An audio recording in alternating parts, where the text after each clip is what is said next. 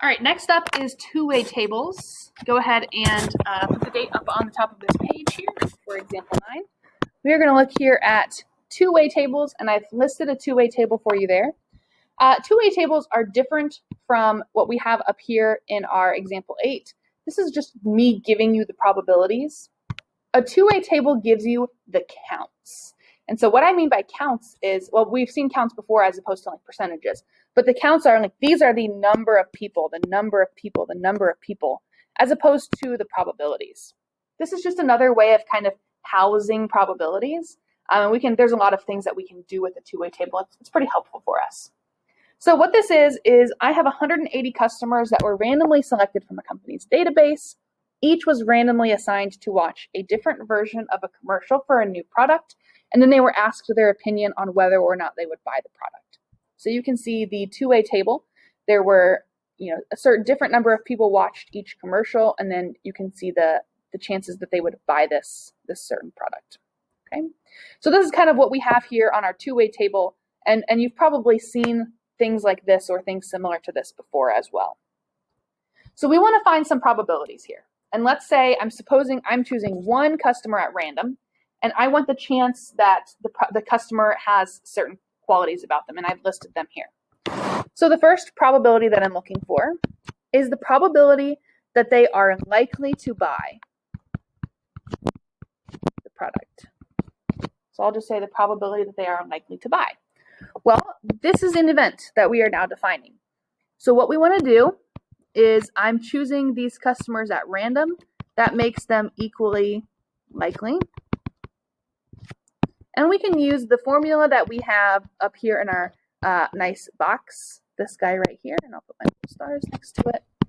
We're going to use this formula in order to find the probabilities today. So we want to find the number of successes, and we'll divide that by the total number of possibilities. I am choosing one customer out of 180 customers that were a part of this survey, or this maybe it's an experiment since we're randomly assigning them to treatments. So I have 180 people possible, and I want to find the number of successes. Actually, before I do this, let's put the words on there. So this is the number of successes over the number total. We said that there were 180 people total. And now I'm looking for the number of people who were likely to buy this product. And in this case, I don't seem to be caring about which version they watched. I just want to know how many people were likely to buy this product. The totals on the two-way table are really helpful in this instance. There are 99 people total who said that they were likely to buy this new product. So my probability here is 99 out of 180. Let's go ahead and turn that into a decimal. So that should be 0.55. And if you have the fraction, it's not wrong. It's just not best practice here in statistics. All right, now I want to find the probability that someone watched version 1. How many people watched version 1 as opposed to watched 2 and 3? So again, I'm going to take the number of successes. This time a success is defined differently over the number total. My number total hasn't changed. I'm still surveying 180 people. But now I have a new definition of success. A success in this case is the people who watched version 1. There are 65 people who watched version 1. So 65 out of 180 would be my new probability here. And I'm going to turn this into a decimal. This is a repeating decimal. Best practice in statistics is 4 decimal places, unless, of course, in part A, it rounded off early. You don't need to add the extra zeros. But when you do have probabilities, the best practice is to keep it at 4 decimal places. So I've left mine at 4 decimal places there. All right, so part C, now I have an and. Okay, so we need to figure out what to do with this and. And I'm going to turn this into my probability notation here. So I want to know the probability that they watched version 2 and they're likely to buy. So now I need 2 different things to be true. I need it to be true that they watched version 2. And I need it to be true that they're likely to buy the product. And let me actually choose a different color here, and we'll see the overlap. If I can make this blue, we can see the colors merge. Where it's green. Oh yeah, look at that. Okay, so now I have version 2 and likely to buy the product. I'm looking for the overlap in this case, and the overlap is where it turns into green there. So in this case, the successes are defined by what I have highlighted up there in green, where the blue and the yellow have overlapped. Don't know why it does weird things like this sometimes. Total. Okay, so that's 20 people out of, again, the 180 people who watched this. So let's go ahead and figure out what that is as a decimal. And that would be, it's 1 repeating, so I'll just use 4 decimal places here. All right, the last one we need to find is part D here. Now this one I'm looking for people who watched version 3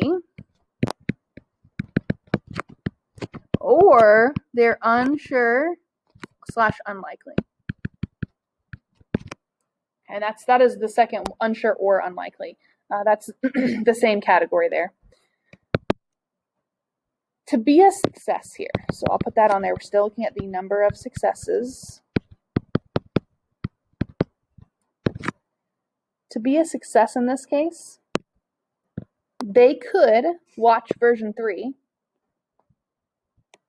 or they could be unsure / unlikely. I don't need both of these to be true. I just need one of these to be true. So now I have a lot of numbers that are considered a success. My total hasn't changed, but all of these numbers that I highlighted are considered a success. Now be careful. These are the totals. So I'm going to not use the totals for now. I'll explain kind of the totals in a second. I'm just going to find all of the numbers from my two-way table. So that's 40, 10, 31, and 54. So all of those would be considered a success in this case. And this is equal to 135 out of 80. 180, sorry, 180. I wanted to draw your attention to something here. And I want to ask a question, I guess, in order to do that. Are watching version 3 and being unsure / unlikely, are they mutually exclusive? Okay, remember mutually exclusive is where they have no numbers in common. And in this case, they have 31 people in common. There are 31 people who watched version 1 and are unsure / unlikely. These are not mutually exclusive. So we have a formula we talked about in the last video for mutually exclusive events. This one up here that's kind of highlighted in the colors there. And if you wanted to find the probability of A or B, you could take the probability of A plus the probability of B. If I did that here, if I took the probability of version 3 plus the probability of being unsure, I would get version 3, there's 85, and unsure, there's 81. That is not the same number as what we got before. So this would be equal to 166 out of 180, which is not equal to the answer of 135 out of 180. Okay, those are not the same. So I just want to point that out here. That is not going to happen. Now, where's the overlap?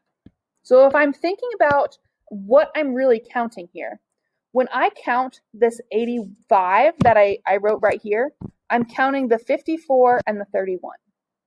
When I count the 81, I'm counting the 40, the 10, and the 31. You'll notice that I'm counting the 31 twice. So if I wanted to use this formula where I'm writing over here in red, I would need to subtract off the part that I double counted. And in this case, that's the probability of getting version 3 and being unsure. If I take 166 minus 31, guess what number you get? And that's our true answer, is the 135 out of 180. So I put this formula up here for mutually exclusive, but then I made sure to mention that this is only for events that are mutually exclusive. If events are not mutually exclusive, in the case that we have here with the version 3 and being unsure / unlikely, this is going to be our general addition rule. So this will work regardless if they're mutually exclusive or not. And I'll write that on here. We have the probability of A or B, which is, here's A, here's B, we have A or B. And that would be equal to the probability of A plus the probability of B. Still not any different from our definition for mutually exclusive. But now I'm going to subtract off the probability of A and B. And that will get me a formula that works every time. Let's compare this to our mutually exclusive formula for just a second here. The mutually exclusive formula, the only difference is that I would add this probability of A and B. And if you remember, the probability of A and B is 0. So really, we're just using the fact that mutually exclusive events have no outcomes in common, because the part that we subtract off would be equal to 0, and it would just go away. Okay. So that's kind of what's happening there.